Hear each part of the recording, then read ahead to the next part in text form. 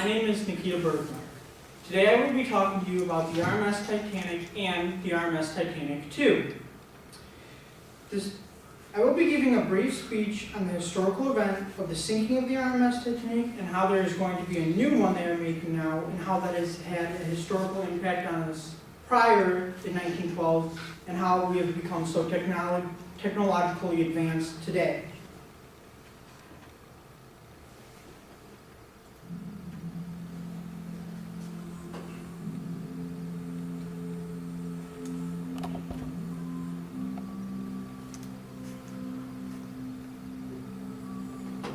To start with my speech, I actually started with the opening scene of the 1997 James Cameron movie that was used by, the actual story is by Robert Ballard when he was the person that discovered it, I believe in 89, if I'm not mistaken. I'm not 100% sure, but I did do research on it and I'm not 100% sure on that. Some of the background of the Titanic was the original cost to build it was $7,500 million. The boat weighed an estimated 46,328 tons.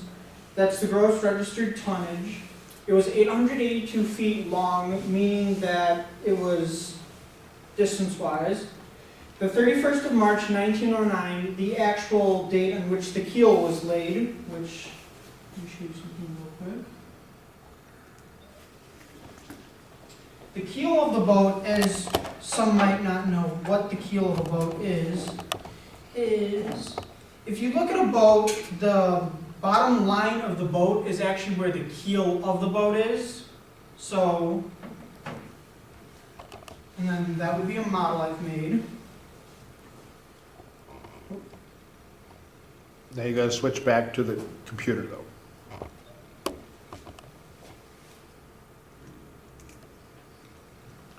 Some more information on the RMS Titanic. It was initially known as the SS Titanic, meaning steam screw steamer, i.e. originally driven by a propeller, but it also had a screw causing that to make the propeller spin, and that would make it work.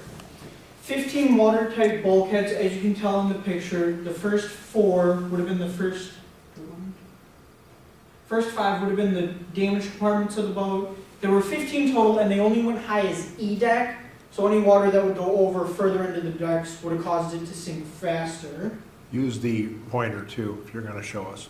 The pros and the cons of the RMS Titanic was there were 64 lifeboats Titanic was equipped to carry. 31.6 were the passengers and crew who survived.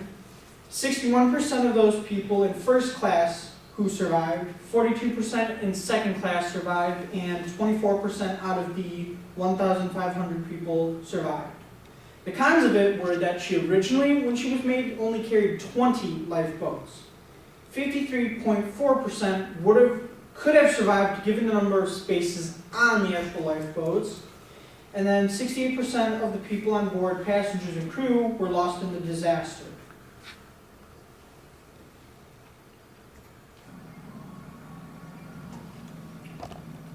And then before April 14th, 1912, this is where I was saying this is the last time Titanic ever saw daylight before April 15th. This morning is when they are on the boat, the Keldysh, the research boat they were using. Sorry for the swearing, but yeah, he's talking about how Captain Smith actually saw, he had received many warnings about the iceberg from the SS Carpathia and SS California, but he didn't take it into effect until after he had seen the iceberg. The disaster. 68% of the people on board, passengers and crew, were lost in the disaster.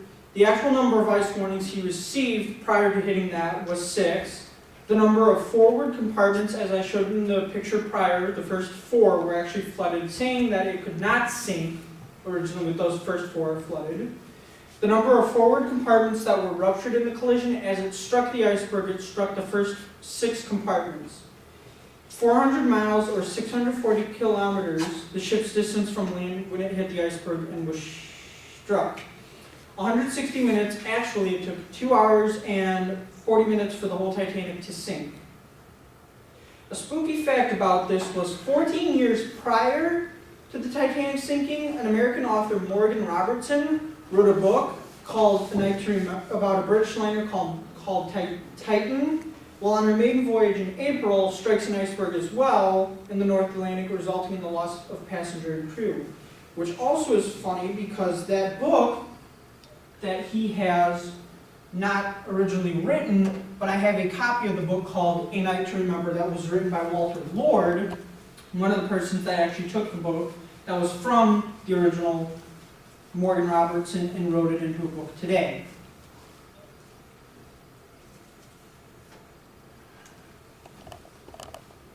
The RMS Titanic II. Clive Palmer, mining magnate and conservative politician, was the founder of the Titanic II. The Blue Star Line originally was the Blue Star Line is the new line they're going to call it by. White Star Line was the original line of the Titanic they used. The project was originally announced in 2012, but was suspended for years, later amid a payment dispute between Mr. Palmer's flagship company, Meteorology, and CITIC, a state-controlled Chinese company. So there were disputes between company and if they were going to be able to fund it and everything or not. He also appointed his nephew, Clive Mensink, as the project's European director. Mr. Mensink was previously managing director of Queensland Nickel, another of Palmer's businesses, which collapsed in 2016. Mr. Palmer said the ship would hold 2,435 passengers in first class and third-class cabins and include more than enough room for all of them to fully enclosed motorized lifeboats as well. More information on the Titanic and Titanic II. The original Titanic was the largest passenger liner in 1912. It was considered what they say, quote, unsinkable, unquote, but that's why when it hit the iceberg, it took 2 hours, 4 minutes for to sink. His new ship would employ modern safety and navigational methods using, say, regular items like navigation, like radar, certain other things. It's supposed to go from London to New York, stop around the globe, and attracting many other people to see it as like, oh, this is the original, but it's not. And then the company's most recent news release, it did not mention where the ship would be built. So if it was going to be built in France, Ireland, or to this day, where we don't know. What I'm saying is that from the historic prior events in history that we've had, we've come so technologically advanced in our technology today that we don't want this event to happen again, but that's why we've had so many advancements in this area today. And these are my bibliographies. But then I also have one more thing I want to show you guys. When I was doing some research, I found some notable passengers who had died and who had lived. One of them was called the Unsinkable Molly Brown, and she was one of the people that, while her husband was a silver mine manager, helped command a lifeboat and nursed injured survivors of the Titanic, meaning that she took over the boat herself. And then James Bruce Ismay, managing director of the International Mercantile Marine, and one of the Titanic's owner. And then Henry S. Harper of the firm Harper & Rose also survived. And then, as you can tell, the list died Colonel John Jacob Astor, one of the richest men aboard. I believe he was worth, I have it here. Let's see.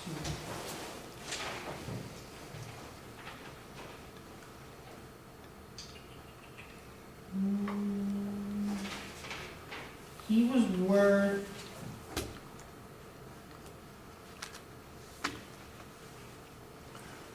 an estimated between $90 to $150 million today. That would make him a billionaire a few times over than what he was originally.